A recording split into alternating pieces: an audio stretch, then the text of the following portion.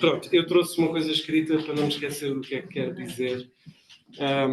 Quero só começar por, antes de me apresentar, quero agradecer à Jéssica e à Ana Mafalda, muito obrigado, o convite. É com muita alegria que eu venho cá hoje participar no workshop e partilhar a minha investigação, com a esperança que possa ser útil também para os vossos trabalhos. O que eu venho apresentar é o trabalho que eu faço no Laboratório de Humanidades Ambientais do Instituto Real de Tecnologia em Estocolmo e que apoiou a minha vinda a Lisboa. Também uma nota, eu também sou membro do projeto com a Isabel e com a Margarida Valdegato e com, desculpe, esqueci do projeto Overseas, acho que é assim que se chama, pronto. Ou seja, uma literatura americana, transatlântica, numa relação com o mar.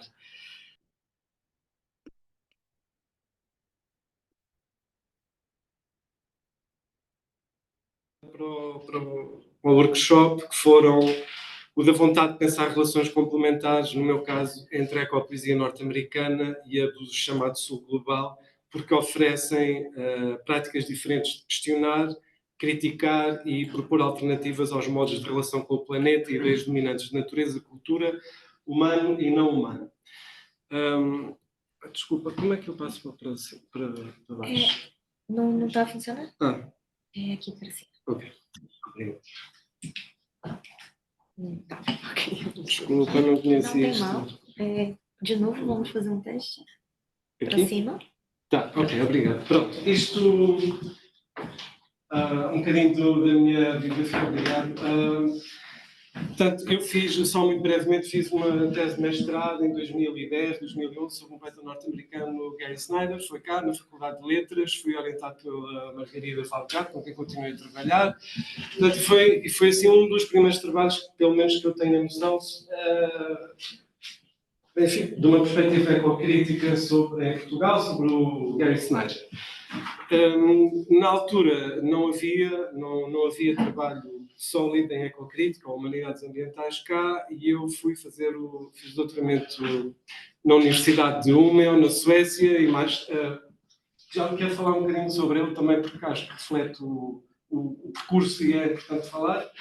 Acabei de fazer aquela tese. Pronto, durante este tempo eu faço um trabalho de tradução, traduzo poetas John Cage, Evelyn Riley, Gary Snyder, foi com a Margarida Valdegato, Gary Snyder. Portanto, ecopoetas norte-americanos para português, por causa do esforço que já falámos aqui um bocadinho de tradução.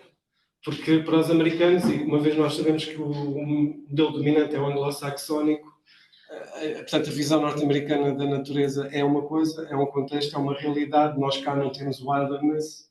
Como é que vamos traduzir isso? É importante abrirmos a nossa linguagem e propor uma linguagem, não estou a falar de uma perspectiva nacionalista, mas antes uma perspectiva adequada à riqueza que as várias línguas que existem no mundo mostram, de diferentes modos de se relacionar com o planeta. Por isso também faço esse esforço de tradução.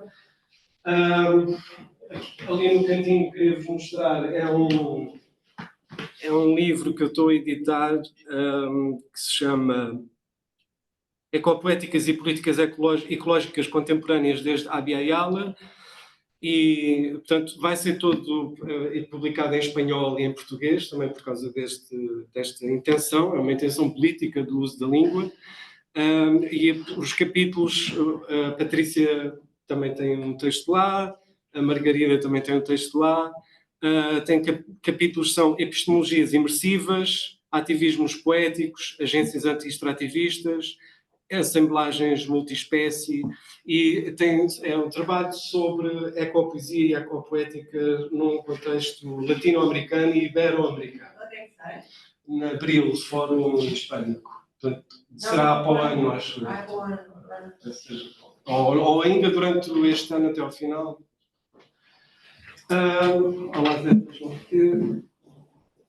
Aqui, para vos mostrar também o Resistance, é um jornal do qual eu faço parte, que era um antigo Resilience, da Universidade de Nebraska Press. O Marco Arnier é o novo diretor. Obrigado. É o novo diretor com quem eu trabalho, com quem eu fui fazer o pós-doutoramento no Instituto Real Tecnológico. que escreveu um livro que se chama Wasteocene, o qual também, portanto, faço parte da equipa de tradução, vai ser no Brasil, vai ser o Lixoceno, acho que é um conceito importante para entendermos as relações de extrativismo de algumas zonas do nosso planeta em que corpos e zonas são lixificados, como ele diz, há uma relação dentro do capital oceano. Portanto, ele assumiu o journal e, em vez de ser Resilience, passou a ser Resistance e fazemos parte de um grupo de Radical Environmental Humanities. E temos umas palestras online, é fácil descobrir só no YouTube, estão todas gravadas. Próximo dia 20 vai haver uma de Stefania Barca, que tem um livro sobre as forças de reprodução no Antropoceno, que tem a ver com o trabalho reprodutivo. Portanto, estão convidados a assistir, é fácil descobrir. Para dizer também que também com a Margarida Valdegato também publicámos um capítulo sobre poetas, ecopoetas brasileiras e portuguesas na relação com o mar e propusemos que elas fazem, deixem-me só pedir um bocadinho aqui rapidamente, propusemos que elas fazem emergir os corpos submersos dos projetos coloniais transatlânticos, fazem dissolver os projetos coloniais, abrem os textos ao oceano, consideram o mar como um índice líquido e, portanto, também têm uma proposta epistemológica que dizem uma relação com o mar produz conhecimento e, no caso, é um conhecimento anticolonialista.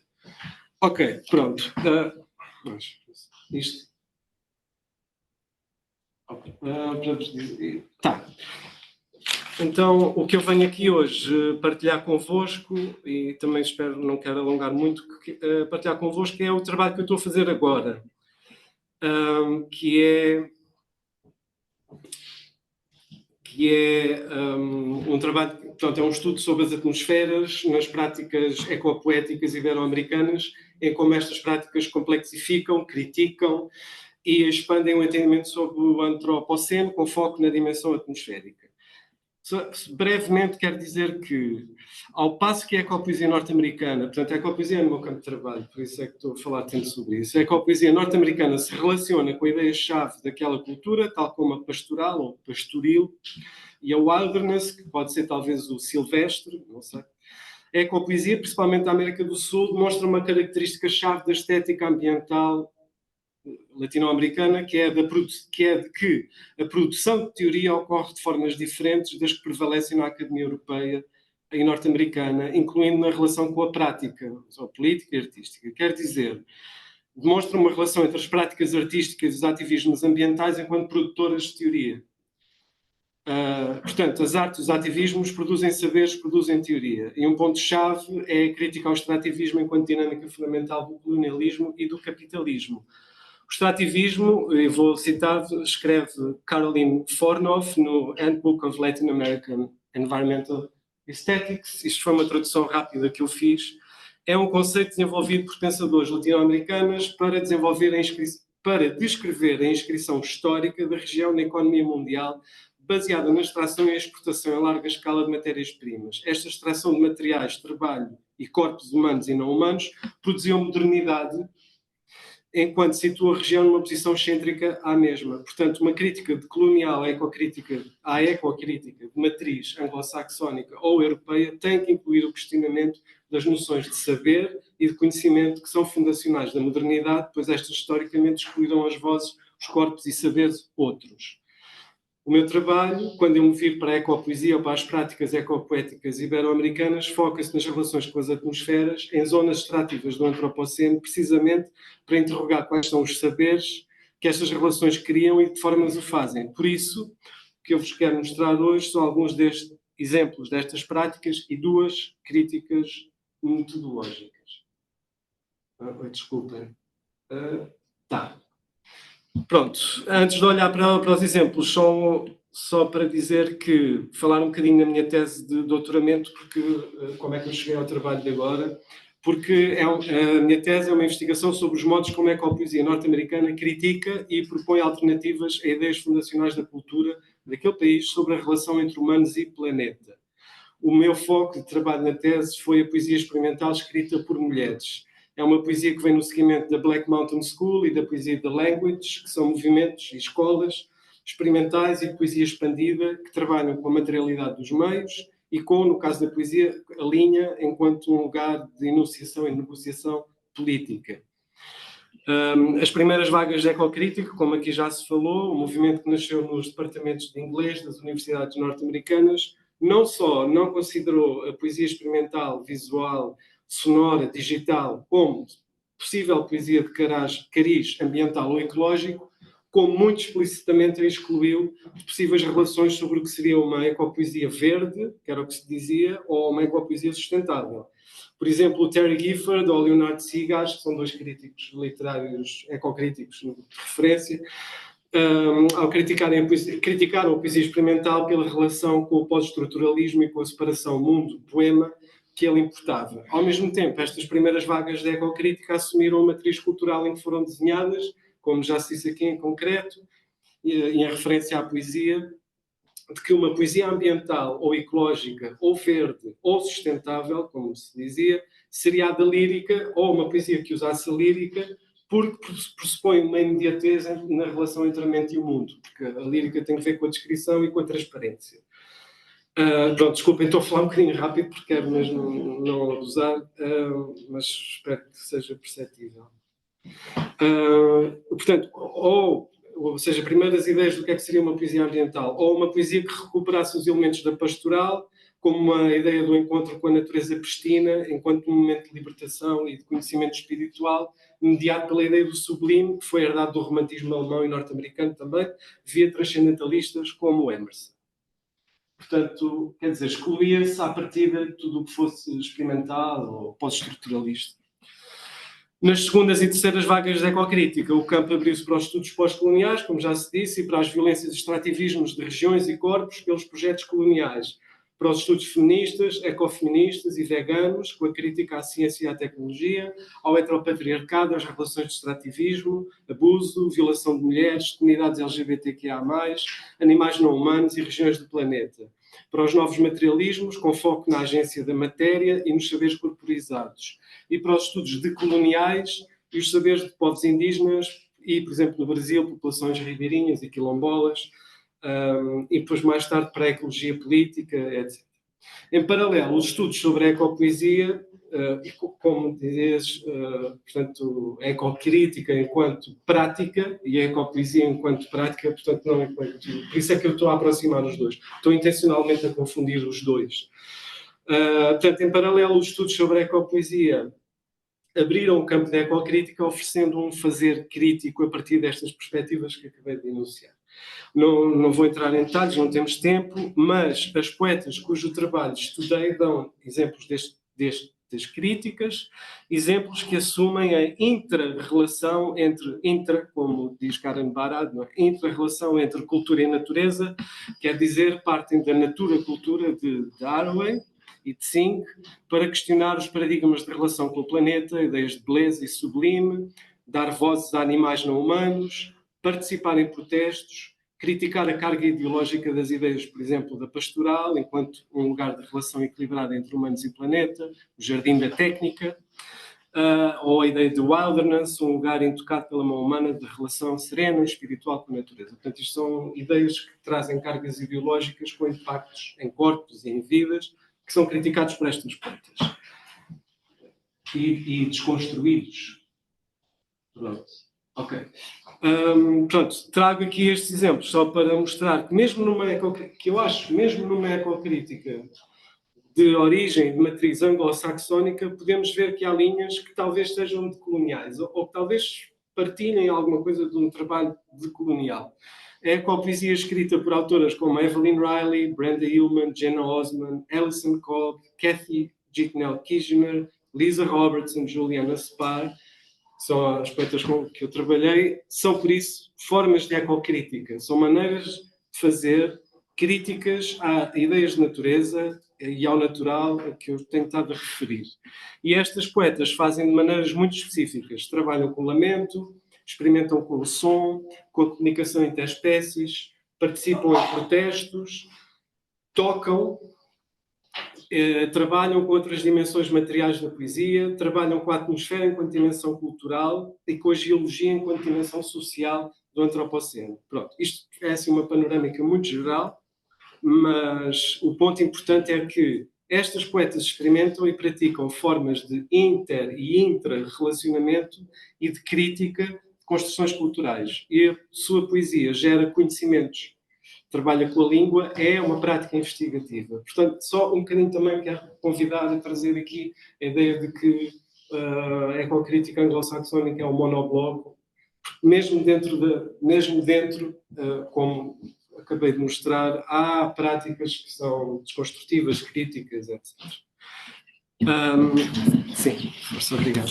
Por isso, só para terminar este ponto, podemos talvez dizer que esta ecopoesia tem elementos que podem ser interessantes para um colonialismo da ecocrítica ou para um debate que possamos ter aqui, pelo menos na medida em que, por ser feminista, decoloniza visões heteronormativas e extrativistas do planeta, das suas representações e das violências que geram, enquanto promove redes de solidariedade interespécie e transgêneras.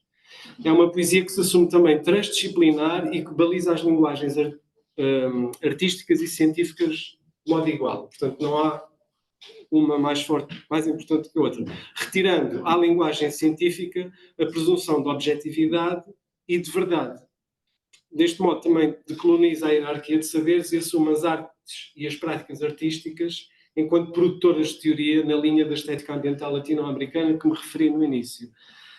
Em todo o caso, e voltando ao meu percurso de investigação, continua a ser uma poesia que se relaciona com a estrutura cultural anglo-saxónica. Mesmo a desconstrução que faz, por exemplo, da pastoral ao silvestre, não tem necessariamente eco noutras realidades, em que, por exemplo, existe a selva, como eu dizia, não wilderness, ou em que a modernidade construiu os espaços da natureza controlada pela técnica, como os parques naturais, os jardins botânicos. Pronto. Por isso, interessou-me estudar ecopoesias práticas ecopoéticas ibero-americanas. Isto foi a tese que eu fiz. Ok. Ibero-americanas. Na minha tese de doutoramento, como vos disse, eu trabalhei com a geologia e a atmosfera. Agora, portanto, a atenção do meu trabalho está nas relações com as atmosferas do antropoceno, porque o foco da crítica e do pensamento sobre o antropoceno tem sido o geológico. Portanto, acho interessante abrir para além do geológico. E porque a respiração e a relação com o ar permitem perceber que o antropoceno é composto por muitas atmosferas, ou como dizia a Ana Tsing, o patchy antropoceno. Portanto, não sei dizer patchy, mas há vários antropocenos, várias atmosferas, consoante o sítio onde se vive, onde se respira, claro. Portanto, o meu trabalho relaciona-se com o interesse na atmosfera, que existe nas humanidades ambientais. Estão aqui 2 exemplos. E eu situo o meu trabalho nas humanidades ambientais, embora acho que faço ecocrítica e ecopoética. Mas trabalho nas humanidades ambientais porque eu também trabalho com as ciências naturais, no caso com a meteorologia e com as ciências atmosféricas. Portanto, este movimento, este interesse pelo ar e pelas atmosferas nas humanidades ambientais tem 2 vertentes. Estuda a história social do ar e a história natural da vida no ar, nas dimensões biológica, política, filosófica e artística. E analisa as manifestações materiais, discursivas, naturais e culturais da respiração e as lutas pela respiração como formas diferenciadas de práticas políticas. Portanto, entender o ar como uma entidade biológica complexa, um espaço de comunicação e de emaranhamento entre transespécies, expande as críticas ao antropoceno para além do geológico. Aqui temos, isto é um exemplo, é uma poeta brasileira, Gabriela Gomes, tem esta coleção que se chama Cloro, é um exemplo. Nesta coleção, a atmosfera é assumida como um espaço de ação e debate político e como um espaço afetivo coletivo. A coleção da Gabriela trabalha a atmosfera como uma dimensão social e cultural, evidenciada pelos usos do cloro, que inclui também os múltiplos suportes com os quais a poeta trabalha, como a atmosfera partilhada da asfixia. Cloro é composto por colagens de estilos do YouTube,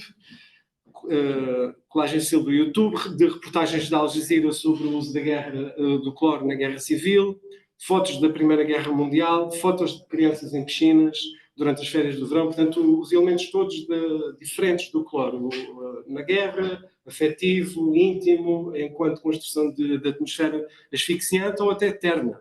Pronto. Através da relação entre imagens e texto, a poeta justapõe a inocência e a violência, destaca a natureza penetrante do gás, que é ao mesmo tempo uma arma de controle atmosférico e um gatilho para memórias de felicidade e para o conforto da infância. A coleção acaba com uma elegia ao cloro, compara o Bolsonaro com o cloro, como podem ler aqui. Portanto, a ideia aqui é que...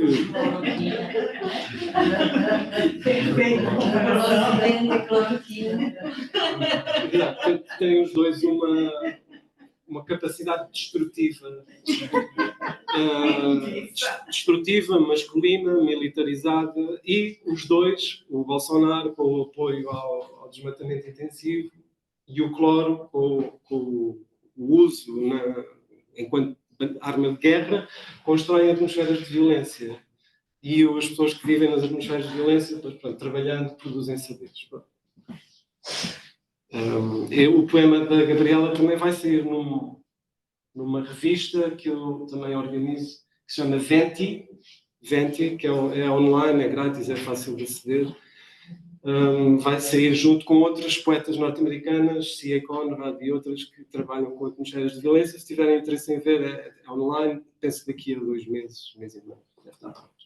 Portanto, as contribuições específicas do material que eu levantei, que eu levantei durante o meu pós-doutoramento no Instituto Real, no Laboratório de Materiais Ambientais, que é isto que eu vos estou a falar agora.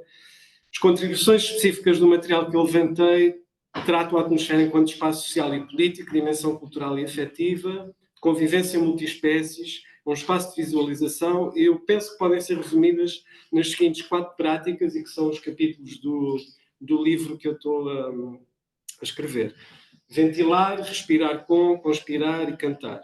Com ventilar, estudo as maneiras como as poetas e os artistas interligam cultura e ar e criam epistemologias corporizadas sobre atmosferas. Com conspirar, discute a criação de espaços de respiração e coletivos pelas artistas como parte das lutas políticas pelo ar. O respirar com é respirar com plantas, animais, espíritos e toxinas, alarga a noção da atmosfera como cultura e espaço de relações multiespécies. E para discutir o potencial da ecopoética para reparar os laços comunitários em zonas extrativas, uso o cantar.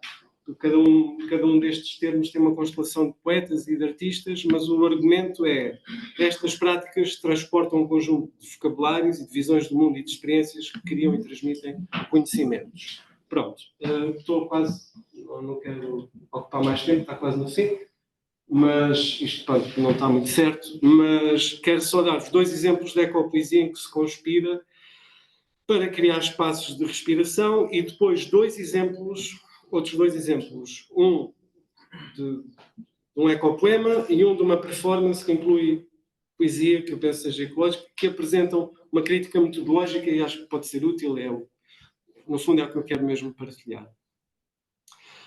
O ponto de entrada que venho aqui sugerir para o entendimento da ecopoética enquanto epistemologia e prática social é o da respiração.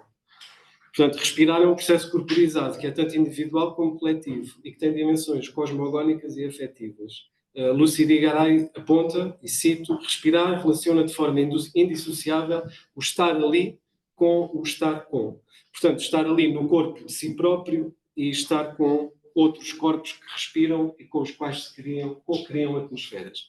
E estes 2 exemplos que eu trago aqui são exemplos de poesia em que se conspira. O primeiro é aqui o Mugido, da poeta brasileira Marília Flor Cosby, e os outros são do poeta também brasileiro, Diego Moraes. Portanto, o Mugido de Cosby é uma coleção, vou andar para baixo, é uma coleção em que a poeta, sendo doula no Rio Grande do Sul, sendo doula informal, ajuda o pai nos partos das vacas em quintas rurais, de pequena escala. E nestes contextos do parto, as mulheres, normalmente ela e a mulher da quinta, ajudam a vaca a dar no parto e respiram em conjunto, obviamente, porque tem que respirar. Depois, estas entradas, isto já são momentos de solidariedade transespécie. E depois, estes movimentos de abertura, estes ares das vacas, quando respiram, entram no poema e têm uma forma, impactam a forma. O poema depois perde, não se percebe o que é que o poeta escreve. Portanto, quando o animal fala, quando o animal respira em conjunto, o poema, eu não tenho aqui, mas não se percebe, nem vale a pena, não faz sentido, são sons.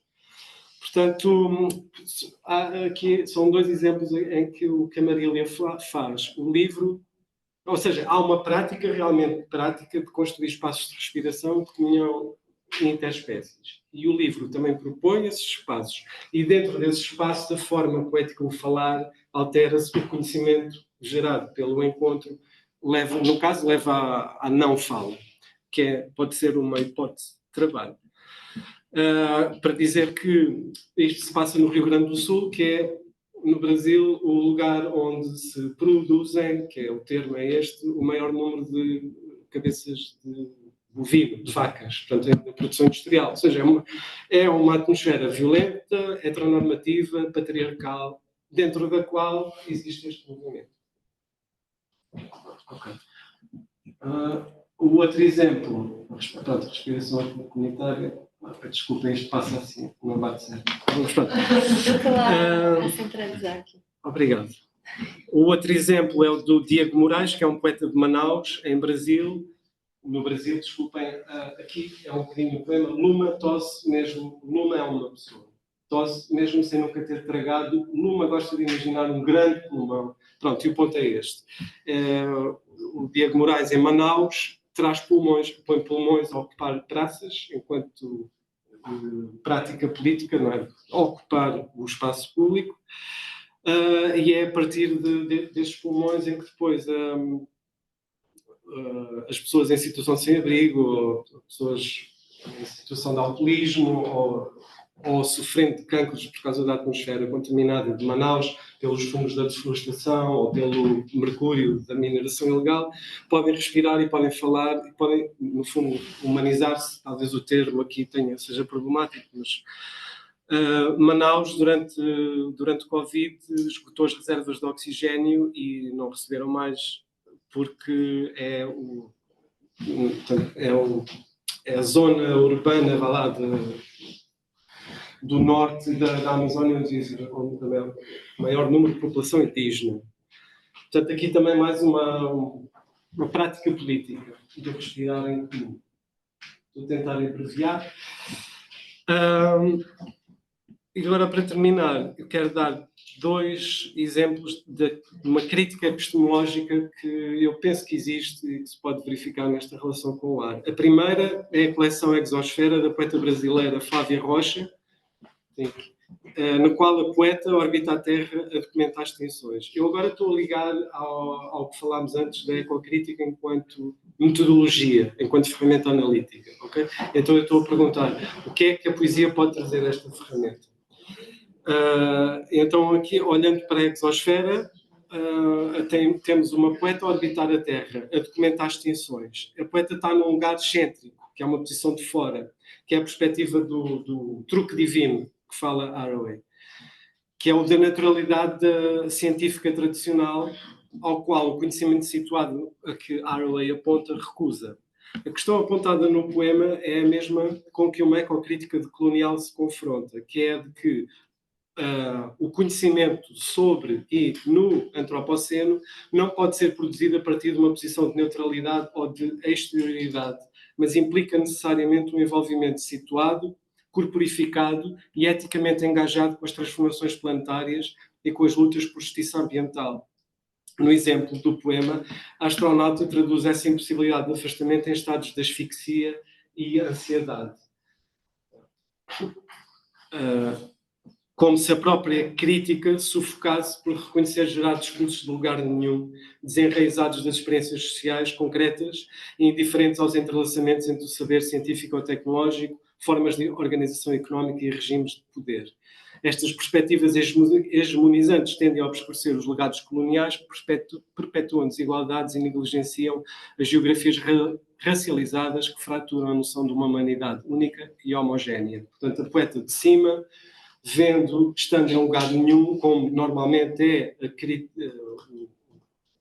o conhecimento científico, ao qual as posições corporizadas criticam.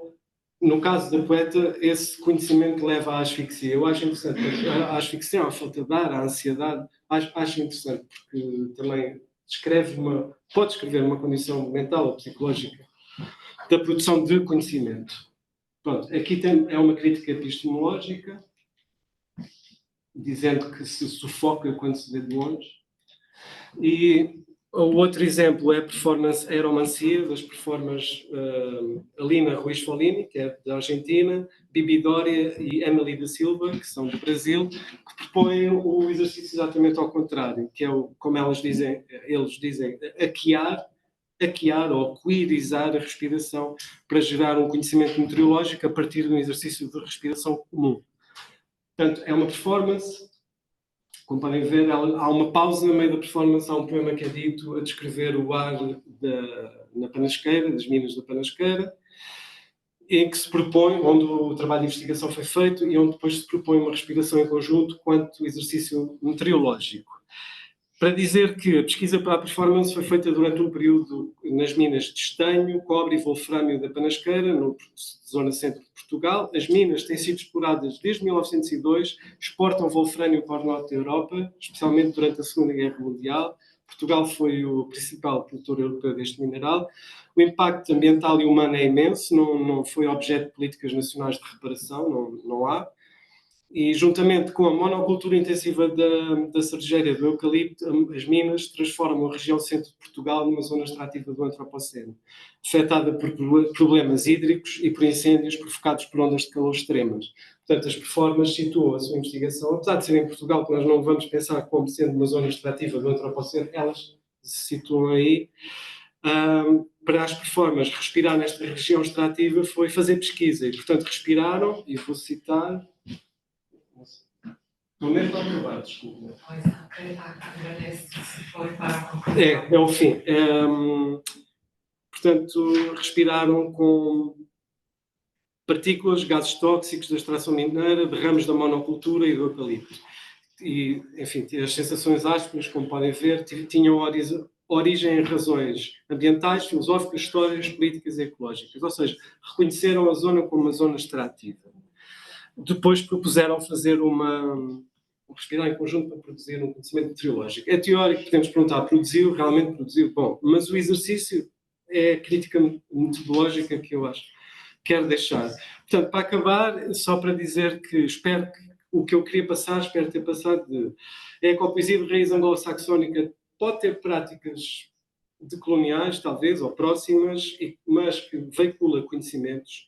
A ecopoesia ibero-americana assenta na característica da estética ambiental da América Latina de não estar separada da teoria e de se considerar, em conjunto com os ativismos, geradora de conhecimentos.